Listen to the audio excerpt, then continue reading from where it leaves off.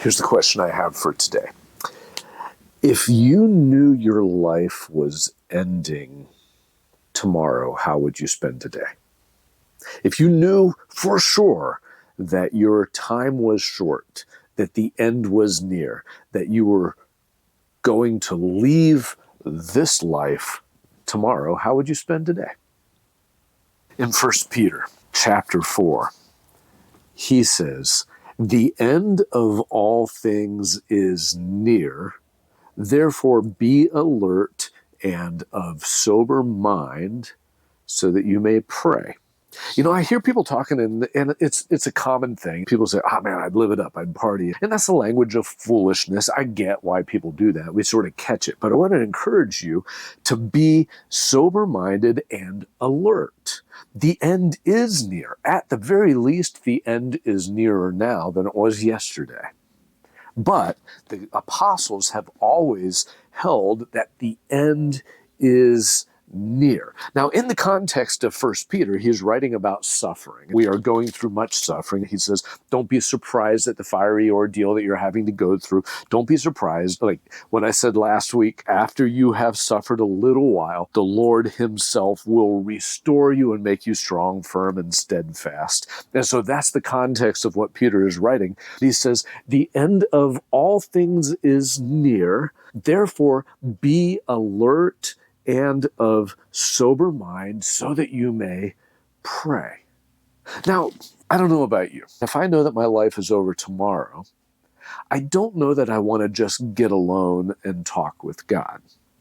Too often we think of prayer as getting away and having a moment of concentration with God. And that's good. Be alert and sober-minded so that you may pray. But I don't know that that prayer is necessarily get away from the people in your life and just pray. I believe that it's lean into the relationships. In fact, what he writes right after this is he says, above all, so the end of all things is near, so be alert and of sober mind so that you may pray. Above all, love each other deeply, because love covers over a multitude of sins. And so this is the apostle that spent 3 years with Jesus, that denied Jesus, and then Jesus reinstated him and told him to take care of the other apostles and of the church. And he says, the end is near, so pray. Don't just party hardy. Pray. But then he says, but above all, love each other deeply. And why? Because love covers over a multitude of sins. What are the reasons that you find it difficult to love other people? What are the reasons why you would just pull away from relationship and not invest yourself in love? Most likely it's because of offenses that you have received or perceived that make it hard to want to be in relationship with others. You've learned that to be in relationship with other people is to receive wounds, it's to be frustrated, it's to be disappointed, it's to be made angry, it's to receive injustice, because others have received the same thing from you. It's the give and take of relationships that we end up wounding each other and then pulling away from relationship with each other. But Peter says, yes, you are going to suffer much in this world, but listen, the end of all things is near, so be alert and sober-minded so that you can pray. And then above all, love each other deeply, not just at a surface level, not just, I like you, not just hugs, not just the handshake of fellowship, that's great, but love each other deeply, deeply.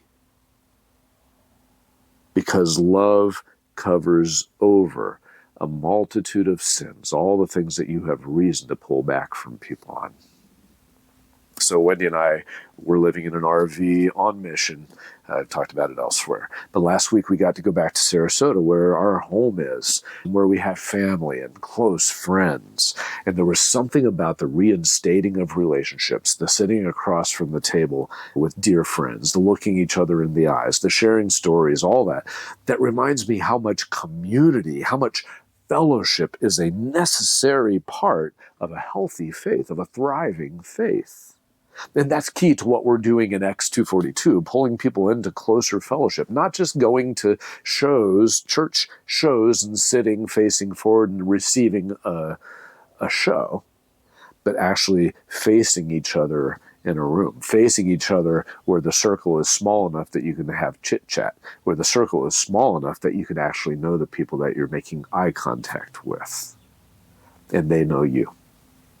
And so that's what we're doing, the community, the fellowship. It's so meaningful. And for us to go back to Sarasota for a week and to have that fellowship was renewing. It's wonderful. And it reminds me, the end is near. I don't know if I will see them again. The end is near. So be alert and of sober mind so that you can pray. And above all, love each other deeply, for love covers over a multitude of sins. I don't have any sense that I was wronged by anyone when we were back there, and I hope that no one feels wronged by me. But what I know is that loving each other deeply covers over those sins. As we read in Proverbs, wisdom yields patience. It is to your glory to overlook an offense. And so he goes on, above all, love each other deeply because love covers over a multitude of sins. And then he gives application, practical application. Offer hospitality to one another without grumbling. Receive them into your space and don't grumble about it. Offer hospitality. Come on in. Hey, come over. Offer hospitality to each other without grumbling. Each of you should use whatever gift you have received to serve others. Now, this goes against the witness of the world. You use the gift in order to get ahead. You use the gift in order to serve yourself. In this world systems, you use the gift to get ahead, to establish a nest egg.